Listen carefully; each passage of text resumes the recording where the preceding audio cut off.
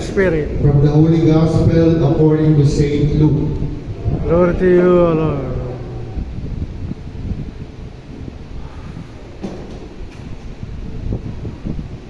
Jesus told his disciples a parable. Can a blind person guide a blind person? Will not both fall into a pit? No disciple is superior to the teacher, but when fully trained, every disciple will be like his teacher. Why do you notice a splinter in your brother's eye, but do not perceive the wooden beam in your own?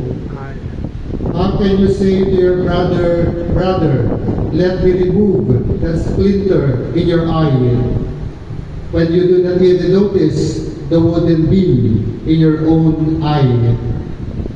You hypocrite. Then you will see clearly to remove the splinter in your brother's eye. A good tree does not bear rotten fruit, nor does a rotten tree bear good fruit. For people do not pick figs from thorn bushes, nor do they gather grapes from brambles. A good person out of the store of goodness in his heart produces good, but an evil person out of a store of evil produces evil. For from the fullness of the heart, the mouth speaks.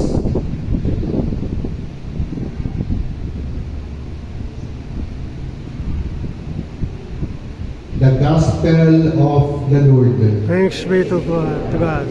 Amen. In mercy.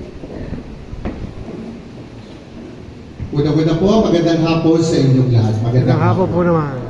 Ikawalong linggo na tayo sa karaniwang panahon. Sa susunod na mga araw sa Martes, titigil tayo sa pangkaraniwang panahon at bubuksan natin ang panibagong panahon, ang panahon ng Kwaresma sa Miyerkules, Ash Wednesday.